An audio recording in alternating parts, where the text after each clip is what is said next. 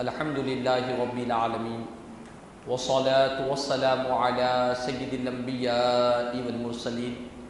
وعلی آلہ الطیبین الطاہرین واصحابہ الاکرمین الافضلین وعلی من والاہم وتبعہم وسار علی نہجہم وسن بسنتہم الی یوم الدین اما بعد فقد قال اللہ تبارک وتعالی فی شان عظمت حبیبہ الکریم اعوذ باللہ من الشیطان الرجیم بسم اللہ الرحمن الرحیم ان اللہ وملائکتہ یصلون علی النبی یا ایھا الذین آمنوا صلوا علیہ وسلموا تسلیما اللہم صلی علی سیدنا مولانا محمد وعلی آل سیدنا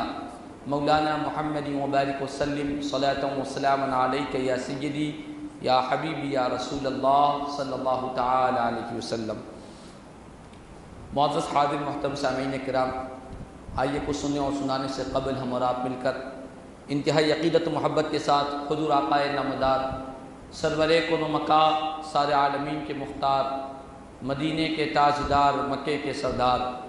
سید الابرار جناب احمد مصطفیٰ محمد مصطفیٰ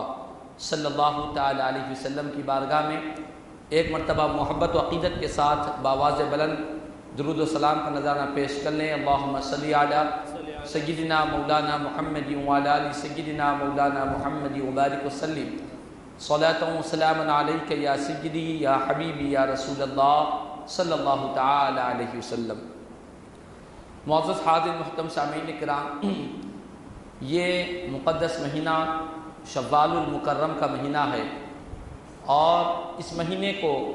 خاص نسبت ہے اللہ کے پیارے رسول صلی اللہ تعالی علیہ وسلم نے اسلام کی حمایت کے لیے نبی کریم صلی اللہ علیہ وسلم نے جو مختلف غزوات کیے۔ غزوات کے معنی غزوہ اسے کہتے ہیں کہ جس جنگ میں نبی کریم صلی اللہ علیہ وسلم بذات خود جس جنگ میں جس جہاد میں پیارے آقا شریک ہوئے اس کو غزوہ کہتے ہیں۔ اور ایک سریہ ہوتا ہے، وہ بھی اسلام کی بقا کے لیے، اسلام کی مسلمانوں کی حفاظت کے لیے جنگ ہوتی ہے، لیکن سریہ اس جنگ کو کہتے ہیں جس جنگ میں نبی کریم صلی اللہ علیہ وسلم تشریف نہ رکھے ہو، پیارے آقا جس جنگ میں تشریف نہ لے گئے اس کو سریہ کہتے ہیں، اور جس جنگ میں حضور تشریف لے گئے اس کو غزوہ کہتے ہیں۔ تو شوال کے اسی مہینے میں ایک اسلامی جنگوں میں، اسلام کی جہاد کی تاریخوں میں ایک عظیم جنگ احد اسی مہینے میں ہوئی۔ جنگ احد شوال ہی کے مہینے میں ہوئی۔ تاریخ کے بارے میں مورخین کا اختلاف ہے۔ بعض مورخین نے لکھا، سیرت نگاروں نے، کہ شوال کی 7 تاریخ کو غزوہ احد ہوا۔ بعض مورخین نے 13 تاریخ کو لکھا، بعض نے 15 تاریخ کو لکھا، لیکن مشہور جو ہے وہ شوال مکرم کی 11 تاریخ کو، اسی مقدس مہینے کی غالباً 10 تاریخ ہوگی، کل کی جو تاریخ یعنی 11 شوال کی جو تاریخ ہوگی، 11 تاریخ جو ہوگی وہی انشاءاللہ تبارک و تعالی غزوہ احد کی تاریخ ہے۔ تو نبی کریم صلی اللہ علیہ وسلم یہ جو جنگ ہوئی اس کے بارے میں کچھ ہمیں معلومات بھی رہنا ضروری ہے۔ اس کی وجہ یہ ہے کہ جب تک ہم ان غزوات کے متعلق پیارے آقا نے جو جنگیں کی، جس جہاد میں پیارے آقا تشریف لے گئے، اس کی سیرت اور اس واقعات سے اگر ہم واقف نہیں ہوں گے تو ہماری زندگی میں تاریکی ہوگی، اندھیرا ہوگا، کیونکہ پیارے آقا کریم صلی اللہ علیہ وسلم نے جو جنگ کی، جو جہاد کیا اور جو واقعات پیش آئے، ان کے سننے سے ہمارے ایمان میں تازگی پیدا ہو جاتی ہے، ہمارے ایمان کے اندر قوت پیدا ہوتی ہے، اور ہم دیکھتے ہیں کہ وہ مسلمان تھے، کلمہ گو تھے، اور ہم بھی مسلمان ہیں، کلمہ گو ہے، لیکن ان کے ایمان میں ہمارے ایمان میں کتنا بڑا فرق پایا جاتا ہے۔ ان کا ایمان سمندر تھا اور ہمارا ایمان آج اس سمندر کے سامنے ایک قطرے کی طرح دکھائی دے رہا ہے۔ تو اس طرح غزوات کی تاریخ اور سیرت کی مطالعہ بھی ہمیں رکھنا چاہیے۔ یہ جو غزوہ احد شوال کے مہینے میں ہوا، اس غزوہ احد کے متعلق، احد یعنی احد اس کو کیوں کہتے ہیں؟ احد اصل میں مدینہ پاک میں شہر مدینہ سے 3 میل کے فاصلے پر ایک پہاڑ کا نام ہے احد۔ احد ایک عظیم الشان پہاڑ ہے، اسی پہاڑ کے دامن میں یہ جنگ ہوئی، اسی پہاڑ کے سائے میں یہ جنگ ہوئی، اسی لیے اس کو جنگ احد کہتے ہیں، یعنی احد پہاڑ کے پاس یہ جنگ ہوئی۔ اور احد پہاڑ کے متعلق یہ بات ذہن نشین کر لیں، نبی کریم صلی اللہ علیہ وسلم نے ارشاد فرمایا کہ لوگوں، یہ احد جو پہاڑ ہے یہ پہاڑ دنیا کا نہیں ہے بلکہ یہ جنت کا پہاڑ ہے۔ پیارے آقا نے احد پہاڑ کو فرمایا یہ جنت کا پہاڑ ہے۔ اور ایک حدیث شریف میں پیارے آقا نے ارشاد فرمایا کہ لوگوں، احد پہاڑ سے مجھے جنت کی خوشبو آیا کرتی ہے، جنت کی خوشبو احد پہاڑ سے مجھے آتی ہے۔ تو یہ جو احد پہاڑ ہے، تاریخ اسلام میں اس کی بڑی فضیلت ہے۔ صحیح بخاری شریف کتاب المغازی کی حدیث پاک ہے، نبی کریم صلی اللہ علیہ وسلم نے ارشاد فرمایا ھذا جبل یحبنا ونحبہ۔ نبی کریم صلی اللہ علیہ وسلم نے فرمایا کہ لوگوں، یہ احد پہاڑ یہ وہ عظمتوں والا پہاڑ ہے کہ یہ پہاڑ ہم سے محبت کرتا ہے اور ہم اس پہاڑ سے محبت فرماتے ہیں۔ اللہ اکبر! پیارے آقا سے انسان تو انسان ہے،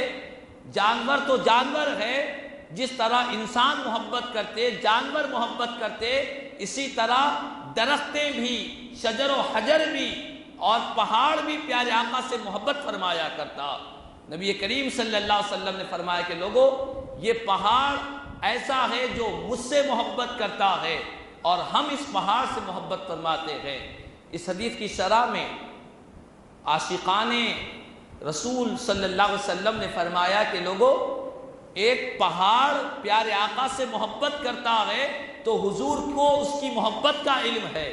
پیارے آقا پہاڑ کی محبت کو پہچانتے ہیں، جانتے ہیں اور اس کا صلہ بھی دے رہے ہیں کہ یہ پہاڑ ہم سے محبت کرتا ہے اور ہم بھی اس سے محبت کرتے ہیں۔ ایک پہاڑ کی محبت کا علم پیارے آقا کو ہے تو امت محمدیہ ایک غلام پیارے آقا سے محبت کرتا ہے تو پیارے آقا کو غلاموں کی محبت کا بھی علم ہوا کرتا ہے۔ اپنے چاہنے والے، اپنے غلام، اپنے وفادار جو پیارے آقا سے محبت کرتے ہیں، حضور ان کی محبت کو بھی جانتے ہیں، ان کی محبت سے بھی پیارے آقا واقف ہے۔ ایک پہاڑ جو جمود ہے، مطلب یہ ہے کہ وہ حرکت نہیں کر سکتا، پہاڑ حرکت نہیں کر سکتا، اس کے اندر، پہاڑ کے اندر کسی طرح کی کوئی ظاہری طور پر زبان نہیں ہے، اس کے اندر جان نہیں ہے، لیکن پھر بھی پیارے آقا فرماتے ہیں کہ لوگوں، یہ پہاڑ مجھ سے محبت کرتا ہے، اس کی محبت سے میں ناواقف نہیں ہوں بلکہ اس کی محبت کو جانتا ہوں۔ تو ایک امتی ہو کر، حضور کا عاشق ہو کر، پیارے آقا کا غلام ہو کر جو سرکار سے محبت کرتا ہے، مدینے والے آقا اپنے غلام کی محبت کو جانتے ہیں، اپنے غلام کے پیار سے واقف ہے، بے خبر ہمارے آقا نہیں ہے۔ ایسا نہیں ہے کہ حضور مدینے میں آرام فرما رہے ہیں اور ہم سرکار سے محبت کرتے ہیں، ہماری محبت اور سرکار کو ہماری محبت کا علم نہیں ہے، نعوذ باللہ من ذالک، ایسا ہرگز نہیں ہے۔ پیارے آقا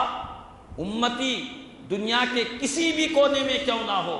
مشرق سے لے کر مغرب تک، شمال سے لے کر جنوب تک، دنیا کی کسی بھی سرزمین پر کیوں نہ ہو، ایک امتی ایک آقا کا چاہنے والا سرکار سے محبت رکھتا ہے تو مدینے والے آقا گنبد خضرا کے مکین نبی کریم صلی اللہ علیہ وسلم اپنے غلام کی محبت کو پہچانتے ہیں، اپنی غلام کی محبت سے باخبر ہے پیارے آقا،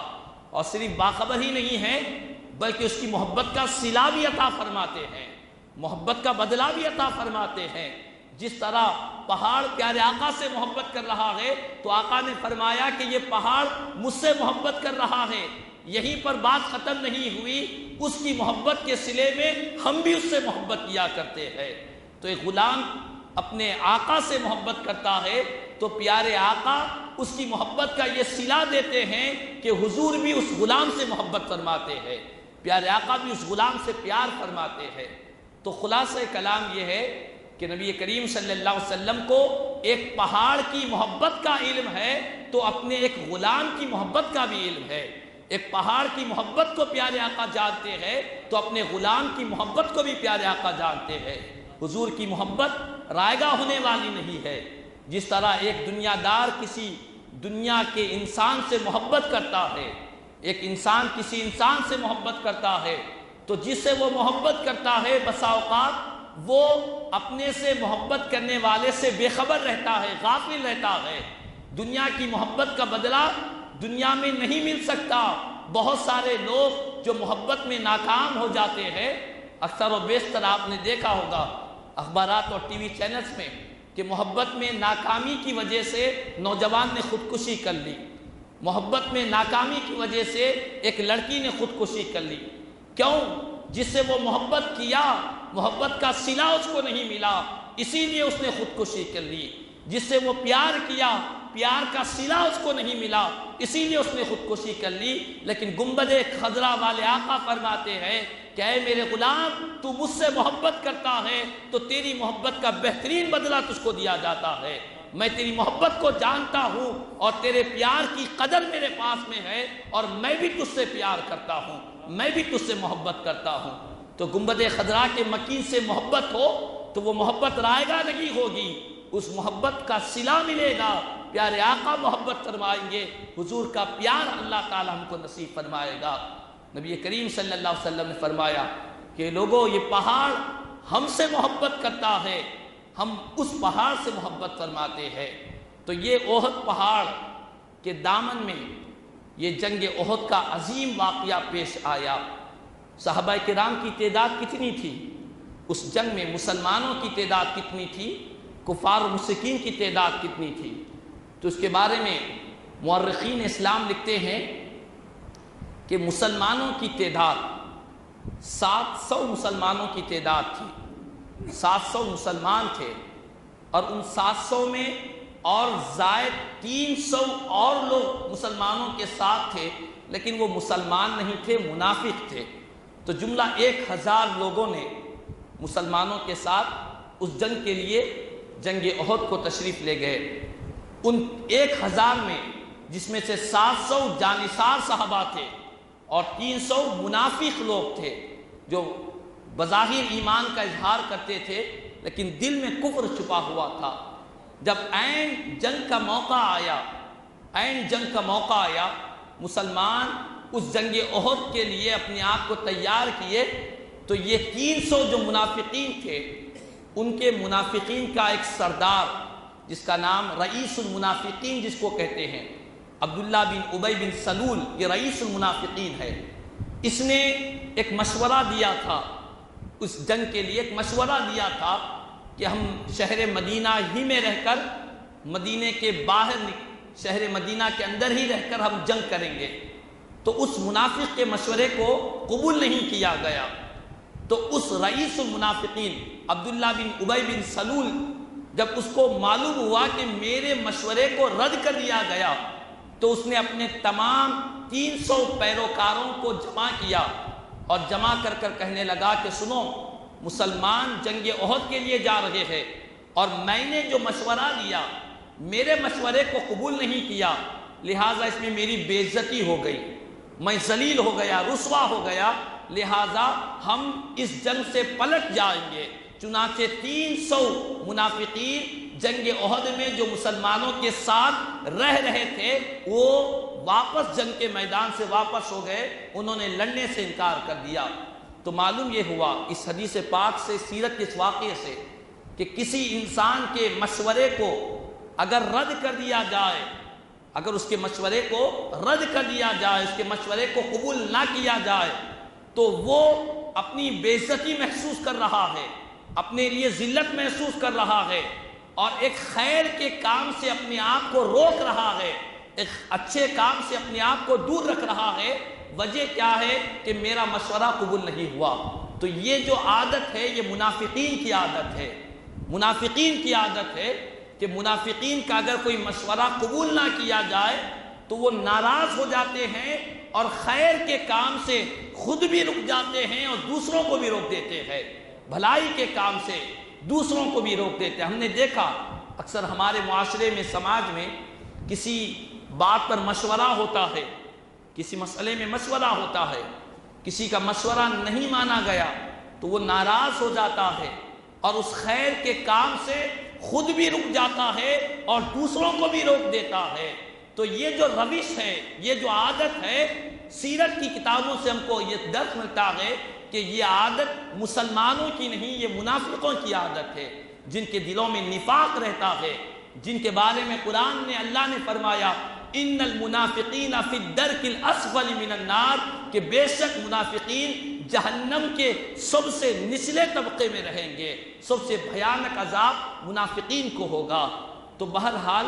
کئی صحابہ کرام کا مختلف موقعوں پر صحابہ کرام نے بھی مشورے پیش کیے،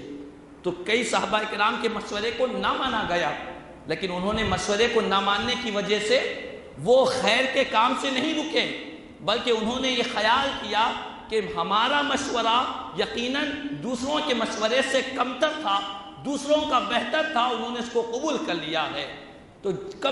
جب بھی مشورہ ہوتا ہے کسی بھی بات میں، خیر کے معاملات میں، بھلائی کے معاملات میں، اگر کسی کا مشورہ رد ہو جائے تو ناراض نہیں ہونا چاہیے، سمجھنا چاہیے کہ اس میں بھی اللہ کا منشا ہے، خدا کی مرضی ہے، اور اس مشورے کو رد ہونے کی وجہ سے خیر کے کاموں میں رکاوٹ نہیں بننا چاہیے، کیونکہ یہ منافقوں کی روش ہے۔ تو مسلمان جب منافقین 300 چلے گئے تو 700 مسلمان کفار و مشرکین کے مقابلے میں رہے۔ جنگ احد میں 700 مسلمان ہے، اور 700 مسلمانوں میں بھی قابل غور بات ہے، 700 مسلمانوں میں 100 مسلمانوں کے پاس صرف جنگی لباس ہے، 100 مسلمانوں کے پاس،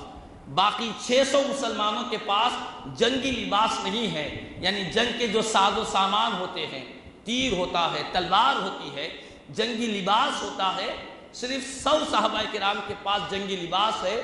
باقی کے دوسروں کے پاس جنگی لباس موجود نہیں تھا۔ تو بظاہر مسلمانوں کی تعداد بھی کم اور ساز و سامان بھی کم، ہتھیار بھی کم ہے، اور مشرکین کی تعداد کتنی تھی؟ تو سیرت نگار لکھتے ہیں کہ مشرکین کی تعداد 700 مسلمانوں کے مقابلے میں 3000 مشرکین کی تعداد تھی، 3000 مخالفین اسلام تھے۔ آپ غور کریں، یہ 700 کدھر اور 3000 کدھر، یعنی 700 کا 4 گنا اضافہ، 700 سے 4 گنا اضافہ بلکہ اس سے بڑھ کر مشرکین کی تعداد، مخالفین اسلام کی تعداد تھی۔ تو اس واقعے سے بھی ہم کو یہ پیغام ملتا ہے کہ ہر دور میں، ہر زمانے میں خیر کے کام کے لیے لوگوں کی تعداد کم رہی، بھلائی کے کاموں کے لیے، اچھائی کے کاموں کے لیے، اسلام کی خدمت کے لیے ہمیشہ ہر دور میں لوگوں کی تعداد کم رہی۔ اس کے برعکس جو شر کے لوگ ہوتے ہیں، جو فساد کے لوگ ہوتے ہیں، جو قتل و غارت گری کرنے والے ہوتے ہیں، جو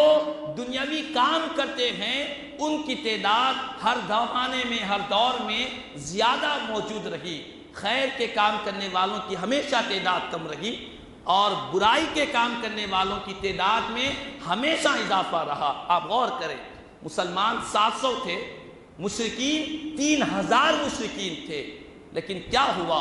قرآن کریم میں اللہ تبارک و تعالیٰ نے یہ جو کم تعداد ہوتی ہے اور ایک زیادہ تعداد ہوتی ہے، بظاہر دنیا میں اگر کوئی چیز دیکھے کہ کم تعداد والے لوگ اکثر شکست کھا جاتے ہیں، کم تعداد والے لوگ ظاہری طور پر شکست کھا جاتے ہیں، زیادہ تعداد والے لوگ غلبہ پا جاتے ہیں، لیکن اللہ نے قرآن میں فرمایا کم من فئۃ قلیلۃ غلبت فئۃ کثیرۃ باذن اللہ۔ اللہ تبارک و تعالیٰ نے فرمایا کہ لوگوں، اسلام کی تاریخ کو اٹھا کر دیکھو، دنیا کی تاریخ کو اٹھا کر دیکھو کہ کتنی کم جماعتیں،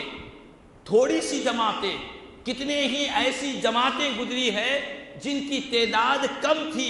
جو چھوٹی جماعت تھی، لیکن وہ چھوٹی جماعت اللہ کی اجازت سے، خدا کے ارادے سے، خدا کی مرضی سے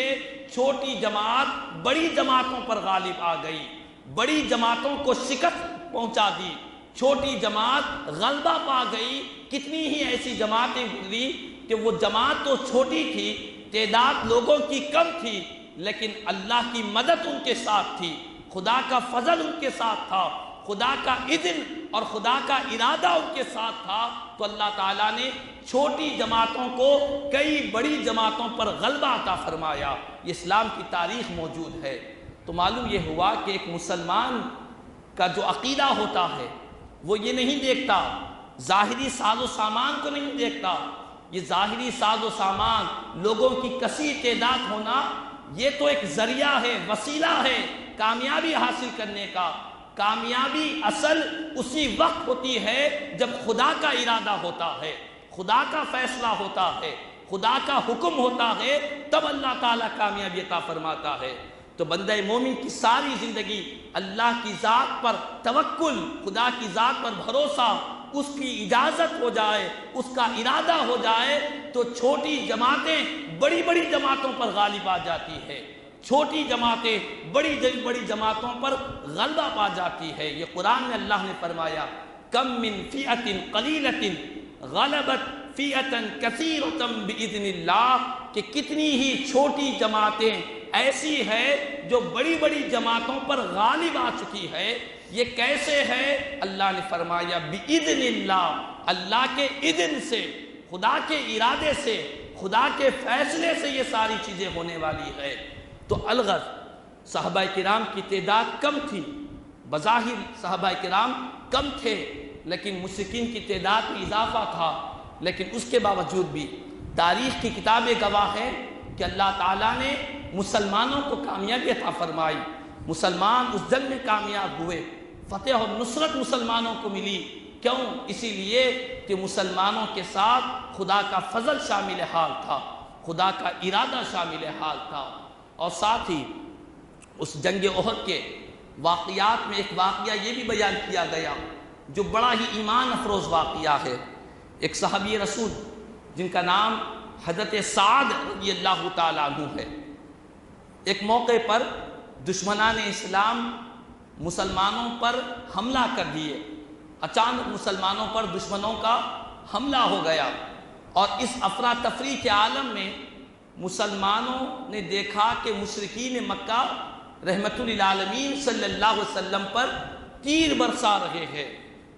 دشمنان اسلام پیارے آقا پر تیر برسا رہے ہیں۔ جیسے ہی یہ منظر صحابہ کرام نے دیکھا تو صحابہ کرام کے اندر ایک طرح کی بے چینی پیدا ہو گئی۔ حضرت سعد رضی اللہ تعالیٰ عنہ پیارے آقا کے سامنے کھڑے ہو گئے، اور جب بھی کوئی دشمن حضور پر تیر چلاتا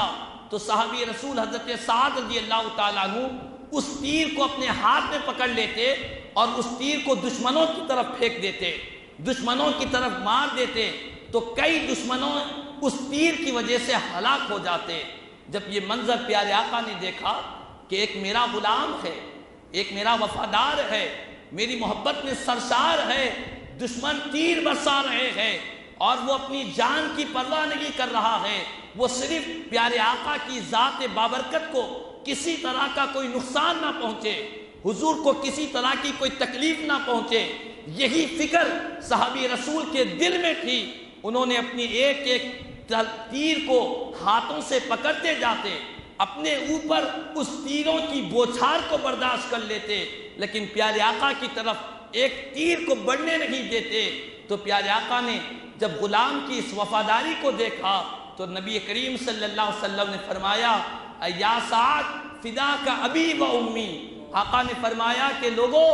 دنیا کے سارے لوگ مجھ سے کہتے ہیں کہ آقا ہمارے ماں باپ آپ پر قربان ہو، لیکن آقا نے محبت اور پیار سے فرمایا کہ اے سعد تم نے وہ غلامی کا جذبہ دکھایا ہے، تم نے وہ وفاداری کا جذبہ دکھایا ہے، تم نے محبت کا وہ عظیم مشن کو قائم کیا ہے۔ پیارے آقا نے فرمایا کہ اے سعد تم پر میرے ماں باپ قربان ہو جائے۔ اللہ اکبر۔ پیارے آقا رحمت للعالمین صلی اللہ علیہ وسلم نے فرمایا کہ اے سعد تم پر میرے ماں باپ فدا ہو جائے، میرے ماں باپ تم پر قربان ہو جائے۔ پیارے آقا نے ایسی محبت اور ایسی پیار کے ذریعے اور ایسی ہمت افزائی کے کلمات حضرت سعد رضی اللہ تعالیٰ عنہ کو سنائے۔ یقین جانیں حضرت سعد رضی اللہ تعالیٰ عنہ کے کانوں میں جب یہ بات پڑی ہوگی، کتنا ان کا سینہ فخر سے اونچا نہیں ہوا ہوگا، کتنی خوشی اور مسرتوں کا اظہار انہوں نے نہیں کیا ہوگا کہ پیارے آقا فرما رہے ہیں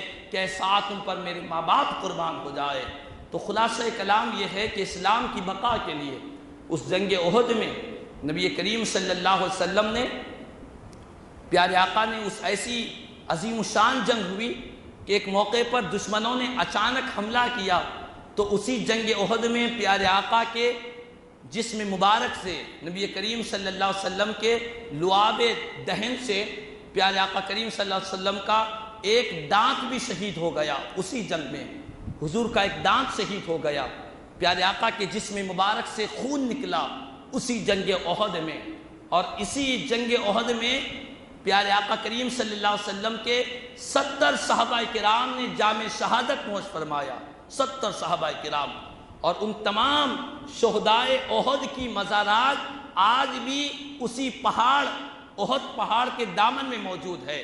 جب بھی زائرین جاتے ہیں عمرہ کے لیے، حج کے لیے، تو زائرین کو وہاں پر موقع دیا جاتا ہے کہ شہدائے احد کی زیارت کے لیے جائے، کیونکہ یہ وہ خوش نصیب لوگ ہیں کہ جن کی جان، جن کی روحیں جو پرواز ہوئی صرف اور صرف اسلام کی بقا کے لیے، انہوں نے اپنی جان کا نذرانہ پیش کر دیا۔ اسلام کی بقا کے لیے، ہم تک اسلام کو پہنچانے کے لیے انہوں نے اپنے جسموں سے خون کو بہایا، حتیٰ کہ 70 صحابہ کرام نے جام شہادت نوش فرمایا۔ ان کے مزارات اسی مقام پر آج بھی موجود ہے۔ اور شہدائے احد میں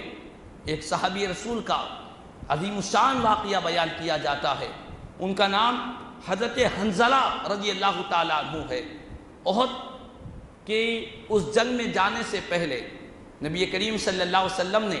صحابہ کرام سے فرمایا کہ اے میرے صحابہ، جاؤ مدینے کی گلیوں میں اعلان کر دو کہ پیارے آقا نے احد کے میدان میں جنگ کے لیے جانے کے لیے تمام صحابہ کرام کو یاد فرمایا ہے۔ جاؤ، جا کر مدینے کی گلیوں میں یہ آواز دے دو، یہ ندا دے دو کہ جنگ کے لیے تیار ہو جائے، جہاد کے لیے تیار ہو جائے۔ دشمنان اسلام، مخالفین اسلام پوری تیاری کے ساتھ آ رہے ہیں مسلمانوں کو نیست و نابود کرنے کے لیے۔ جب پیارے آقا کے اس حکم مبارک کو ایک منادی جب ندا دینے لگا، آواز دینے لگا، تو انہی گھروں میں سے ایک صحابی رسول حضرت حنظلہ رضی اللہ تعالیٰ عنہ، جن کی عمر کے بارے میں سیرت نگار لکھتے ہیں کوئی بڑی عمر کے نہیں تھے، 18 سال کی ان کی عمر تھی، 18 برس کی ان کی عمر تھی، اور ان کی نئی نئی شادی ہوئی، ان کی شادی بالکل نئی شادی ہوئی، اور شادی کی رات وہ اپنے گھر میں موجود تھے، اپنے گھر کے کمرے میں موجود تھے۔ جب وہ اپنے گھر میں موجود تھے تو ان کی جو حالت تھی، سیرت نگار لکھتے ہیں کہ ان پر غسل فرض ہو چکا تھا، غسل کرنا ان پر لازم ہو چکا تھا، کیونکہ ان کی نئی شادی ہوئی تھی، غسل فرض ہو چکا تھا۔ اسی وقت میں ان کے کانوں میں یہ آواز پڑی کہ رسول رحمت صلی اللہ علیہ وسلم نے احد پہاڑ کے پاس مسلمانوں کے لیے، اسلام کی بقا کے لیے پیارے آقا نے یاد فرمایا ہے، جنگ میں جانے کے لیے حضور نے ان کو یاد کیا ہے۔ جب ان کے کان میں یہ آواز پڑی تو بے چین ہو گئے، بے قرار ہو گئے، سوچا کہ کیا کیا جائے، مجھ پر غسل فرض ہے، اگر غسل کر حضور کی بارگاہ میں جاؤں گا، جنگ کے لیے جاؤں گا، تو پیارے آقا کے حکم کی تعمیل کرنے میں، حضور کے حکم کو ماننے میں تاخیر ہو جائے گی، دیر ہو جائے گی۔ اسی کشمکش میں وہ تھے، اور دل میں خیال آیا کہ سرکار کے حکم کا دیری کرنا، حضور کے حکم میں تاخیر کرنا، یہ عشق کے خلاف میں ہے، محبت کے اصول کے خلاف میں ہے۔ انہوں نے محبت کے تقاضوں کے مطابق وہ بغیر غسل کیے ہی میدان احد میں تشریف لے گئے۔ غسل فرض ہے، دلہن نہیں ہے، شادی حال ہی میں ہوئی ہے، لیکن اس کے باوجود بھی ایمان کی حرارت دیکھے، محبت رسول کا جذبہ دیکھے، عشق رسول کی وہ بلندی کو دیکھے کہ کیسا ایمان تھا۔ یہ نہیں سوچا کہ ابھی تو میری عمر کم ہے، میری شادی ہوئی ہے، میری بیوی ہے، مجھے اپنی زندگی گزارنا ہے، مجھے اس دنیا میں رہنا ہے، دنیا کی نعمتوں سے لطف اندوز ہونا ہے۔ یہ ساری چیزوں کو انہوں نے پسے پش ڈال دیا اور کہا عقل قربان کن بپیش مصطفیٰ، کہ پیارے آقا کے سامنے اپنی عقل کو قربان کر دے۔ انہوں نے اپنی عقل کو چھوڑ دیا، دنیا کی لذتوں کو چھوڑ دیا، حضور کے فرمان کو سن کر سیدھے احد کے پہاڑ میں احد پہاڑ کے پاس جنگ احد میں تشریف لے گئے اور شریک ہو گئے۔ جب جنگ احد میں شریک ہوئے گئے، حضرت سعد، حضرت حنظلہ رضی اللہ تعالیٰ عنہ دشمنان اسلام کے خلاف جنگ کرتے رہے، جہاد کرتے رہے، یہاں تک کہ دشمنان اسلام نے آپ کو شہید کر دیا۔ آپ شہید ہو گئے، آپ اللہ کی بارگاہ میں پہنچ گئے۔ اس کے بعد جب شہدائے احد کی لاشوں کو، ان کے لاشوں کو جمع کرنے لگے تو تمام صحابہ کرام ڈھونڈ رہے ہیں کہ حضرت حنظلہ کی لاش دکھائی نہیں دے رہی ہے، حضرت حنظلہ رضی اللہ تعالیٰ عنہ کی لاش دکھائی نہیں دے رہی ہے۔ تمام صحابہ کرام مختلف لاشوں کو جمع کیے لیکن حضرت حنظلہ رضی اللہ تعالیٰ عنہ کی لاش نہیں ملی۔ پیارے آقا نے جب صحابہ کرام کی اس طرح جستجو کو دیکھا تو نبی کریم صلی اللہ علیہ وسلم نے ارشاد فرمایا کہ اے لوگو، تم زمین پر رہنے والے ہو اور حضرت حنظلہ کو تم زمین پر تلاش کر رہے ہو۔ پیارے آقا فرمائے کہ اے لوگ صحابہ سنو، خدا کی عزت کی قسم، یہ حنظلہ نے ایسی عظیم قربانی دی ہے، حنظلہ نے اللہ کی بارگاہ میں ایسی عظیم قربانی پیش کی ہے کہ میری محبت میں، میرے پیار میں، میرے عشق میں جب ان کے کانوں میں آواز پڑی کہ میں نے ان کو یاد کیا ہے تو وہ بغیر غسل کیے کہ غسل لازم تھا لیکن انہوں نے غسل کرنے میں تاخیر ہو جائے گی، پیارے آقا کے حکم کی تعمیل میں دیری ہو جائے گی، اسی لیے انہوں نے بغیر غسل کیے میدان احد میں آ گئے تھے۔ لیکن یاد رکھ لو، اب حنظلہ اس زمین پر نہیں ہے بلکہ اللہ کی نورانی مخلوق فرشتے آب کوثر سے ان کو غسل دے رہے ہیں۔ اللہ اکبر! آب کوثر سے، حوض کوثر کے پانی سے فرشتے حضرت حنظلہ کو غسل دے رہے ہیں۔ اللہ اکبر! کیا خوش نصیب صحابی رسول ہے کہ جن کو غسل دینے کے لیے دنیا کے انسانوں کا ہاتھ نہیں لگا بلکہ خدا کی نورانی مخلوق فرشتوں نے اپنے نورانی ہاتھوں سے، نورانی پانی سے ان کے جسم مبارک کو غسل عطا فرمایا ہے۔ پیارے آقا نے فرمایا کہ لوگوں، حضرت حنظلہ کو فرشتے غسل دے رہے ہیں۔ جب حضرت حنظلہ رضی اللہ تعالیٰ عنہ کی لاش مبارک کو زمین پر رکھا گیا تو صحابہ کرام فرماتے ہیں کہ قسم بخدا احد کے پہاڑ میں کسی طرح کا پانی نہیں تھا لیکن حضرت حنظلہ کے بالوں سے پانی گر رہا تھا اور وہ پانی سفید موتیوں کی طرح پانی دکھائی دے رہا تھا، کیونکہ ان کو جو غسل دیا گیا وہ غسل دنیا کے پانی سے نہیں بلکہ جنت کے پانی سے دیا گیا۔ ان کو جن لوگوں نے غسل دیا وہ دنیا کے انسانوں نے نہیں، اللہ کی نورانی مخلوق فرشتوں نے ان کو غسل دیا ہے۔ اسی لیے حضرت حنظلہ رضی اللہ تعالیٰ عنہ کو غسیل الملائکہ کہتے ہیں، یعنی یہ وہ شخصیت ہے کہ جن کو ملائکہ نے غسل دیا ہے۔ تو ایسی عظیم قربانیاں اسلام کے لیے صحابہ کرام نے جنگ احد میں دی اور دنیا کو پیغام دیا کہ دنیا والوں، جو انسان اللہ اور اس کے رسول کی محبت میں کوئی عمل کرتا ہے تو اس کا عمل رائگاں نہیں ہوتا، اس کا عمل ختم نہیں ہوتا، اس کا بہترین بدلہ اللہ تعالیٰ دنیا میں بھی عطا فرماتا ہے، مرنے کے بعد بھی اللہ تعالیٰ عطا فرماتا ہے۔ حضرت حنظلہ رضی اللہ تعالیٰ عنہ کو غسل دے کر فرشتوں نے زمین پر لایا اور آپ کی مزار مقدس اور آپ شہدائے احد کے اسی احد پہاڑ کے دامن میں آپ کی تدفین کی گئی۔ تو الغرض اسی مہینے میں احد کا پہاڑ جنگ احد پیش آئی اور جنگ احد میں 70 صحابہ کرام نے جام شہادت نوش فرمایا اور ان 70 صحابہ کرام جب جام شہادت نوش کیے لیکن اللہ نے مسلمانوں کو کامیابی سے ہمکنار کیا۔ مشرکین کی تعداد 3000 تھی، 3000 مشرکین کی تعداد تھی، مسلمان 700 تھے، لیکن اس کے باوجود کہ مسلمان کامیاب ہوئے۔ اس کی ایک اہم وجہ علماء کرام نے بیان کیا کہ لوگوں، اس کی اہم وجہ یہ ہے کہ اللہ تبارک و تعالی صحابہ کرام کے دلوں میں جو جذبہ ایمانی تھا، ان کے دلوں میں جو عشق رسول کی حرارت تھی، ان کے دلوں میں محبت رسول کا جو سمندر تھا، اسی محبت رسول کے سمندر کی وجہ سے اللہ تعالیٰ نے ان کو کامیابی عطا فرمائی۔ ایک حدیث پاک ہے، نبی کریم صلی اللہ علیہ وسلم نے بڑی پیاری حدیث پاک بیان فرمائی، یعنی آنے والے واقعات کی حضور نے پیشن گوئی فرمائی۔ امام بیہقی رحمۃ اللہ تعالیٰ علیہ نے دلائل النبوہ میں اس حدیث پاک کو نقل فرمایا اور سیدی محدث دکن حضرت سیدنا عبداللہ شاہ نقشبندی مجددی قادری رحمہ اللہ اپنی کتاب حدیث کی زجاجۃ المصابیح میں بڑی پیاری حدیث پاک کو نقل فرمایا۔ نبی کریم صلی اللہ علیہ وسلم نے ارشاد فرمایا کہ لوگو یوسک علیکم، لوگو عنقریب ایک ایسا زمانہ آئے گا، حضور نے صحابہ کے زمانے کی خبر نہیں، صحابہ کے بعد قیامت کے قریب لوگوں کی قبر آقا نے ارشاد فرمائی، فرمایا کہ اے میرے صحابہ عنقریب ایک ایسا زمانہ آئے گا کہ دنیا کی ساری قومیں، دنیا کے سارے جماعتیں، دنیا کے سارے مذہب کے لوگ ایک دوسرے کو مسلمانوں کے خلاف میں ایک دوسرے کو بلائیں گے۔ کیوں بلائیں گے؟ تو شارحین فرماتے اسی لیے کہ مسلمانوں کے مکانات کو برباد کرنے کے لیے، مسلمانوں کو نیست و نابود کرنے کے لیے، مسلمانوں کو تباہ کرنے کے لیے دنیا کے سارے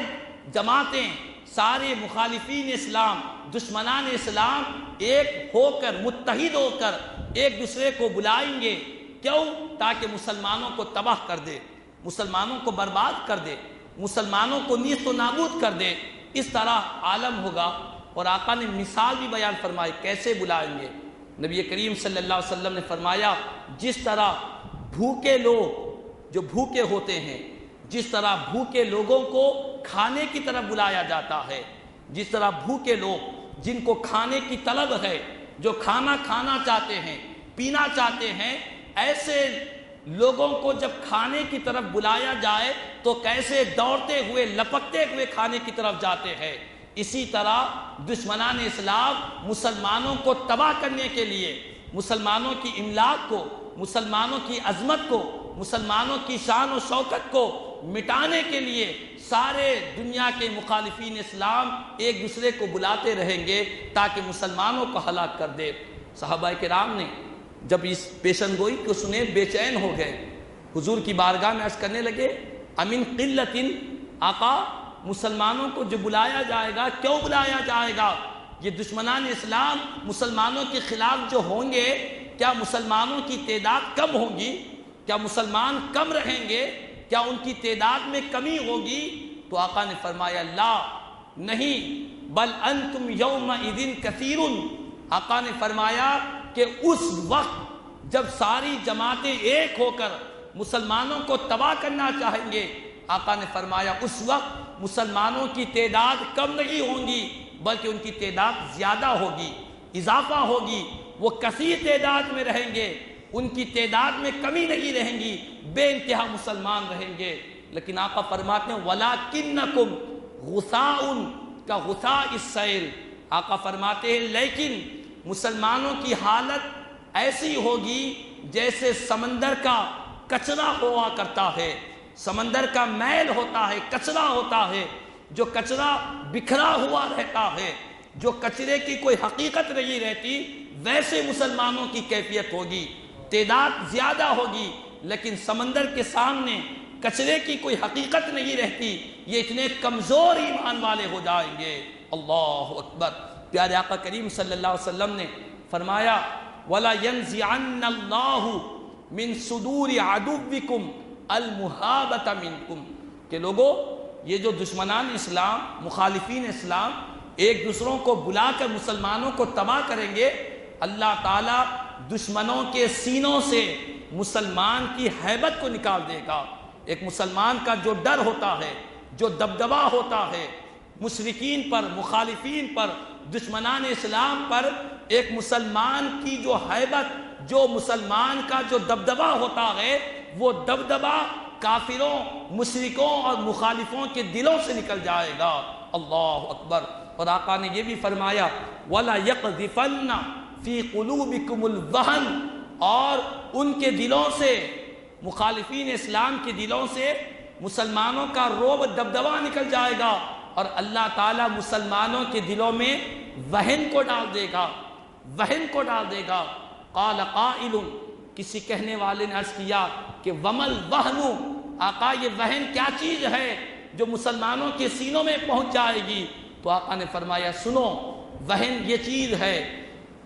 حب الدنیا و کراہیت الموت۔ نبی کریم صلی اللہ علیہ وسلم نے فرمایا کہ لوگوں وہن اس چیز کو کہتے ہیں کہ جس دن مسلمان کے دل میں دنیا کی محبت پیدا ہو جائے اور وہ موت سے کراہت اختیار کر لے تو اس وقت مسلمان نیست و نابود ہو جائے گا، مسلمان کچرے کی طرح ہو جائے گا۔ جس دن سے مسلمان کے دل میں دنیا کی محبت آ جائے، دنیا کی محبت غلبہ پا جائے اور وہ موت سے بچنا چاہے تاکہ دنیا کی نعمتوں میں اور رہوں، دنیا کی نعمتوں سے اور لطف اندوز ہو جاؤں، دنیا کی محبت جب مسلمان کے دل کو اپنا گھر بنا لیتی ہے، وہاں سے مسلمان کی تباہی اور بربادی کا سلسلہ شروع ہو جاتا ہے۔ تو معلوم یہ ہوا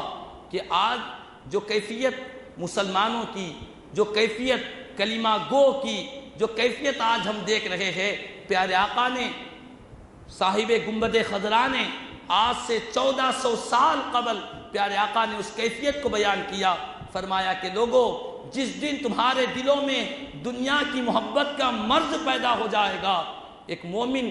کی زندگی دنیا کی محبت میں نہیں ہوتی ہے۔ اس کو دنیا کی محبت کا کیا مطلب؟ اس کے بارے میں شارحین فرماتے ہیں، یہ مطلب نہیں کہ کوئی اپنی اولاد سے محبت نہ کرے، یہ مطلب نہیں کہ کوئی ماں باپ سے محبت نہ کرے، یہ مطلب نہیں کہ کوئی اپنی بیوی سے محبت نہ کرے۔ مطلب یہ ہے کہ دنیا کی محبت اللہ اور اس کے رسول کی محبت پر غالب آ جائے، اللہ اور اس کے رسول کی محبت کم ہو جائے، خدا کے حکم کی محبت کم ہو جائے، دنیا کی محبت، اولاد کی محبت، رشتہ داروں کی محبت، دنیا کی چمک دمک کی محبت، دنیا کی ظاہری چیزوں کی محبت، یہ اللہ اور اس کے رسول کی محبت سے بڑھ جائے گی، تب سے مسلمانوں کے لیے ناکامیابی ان کا مقدر بن جائے گی، ذلت کی طرف، رسوائی کی طرف چلے جائیں گے۔ تو الغرض خلاصہ کلام یہ ہے کہ شہدائے احد کا یہ عظیم شان پیغام ہم کو یہ دیا گیا کہ ان لوگوں نے دنیا کو پیغام دیا کہ دنیا والوں، ہم بظاہر کم ہیں، تعداد کم ہیں، ہمارے پاس ہتھیار نہیں ہے، لیکن سب سے بڑا ہتھیار شہدائے احد ہو یا جنگ بدر ہو، غزوہ خندق ہو، غزوہ حنین ہو، سب سے بڑا ہتھیار مسلمانوں کے پاس جو ہے وہ اللہ اور اس کے رسول کی محبت کا ہتھیار ہے، پیارے آقا کی غلامی کا ہتھیار ہے، حضور کی وفاداری کا ہتھیار ہے۔ جب تک امت محمدیہ کے پاس یہ ہتھیار رہے گا، امت محمدیہ کو کوئی قوم تباہ نہیں کر سکتی، کوئی قوم ان کی طرف انگلی نہیں اٹھا سکتی۔ لیکن افسوس کی بات ہے، ہم اسی ہتھیار سے دور ہو گئے جو محبت رسول، عشق رسول، محبت الہی، یہ وہ عظیم دولت ہے۔ اسی دولت کی بنا پر اللہ تعالیٰ مسلمانوں کو کامیابی عطا فرماتا ہے۔ تو اسی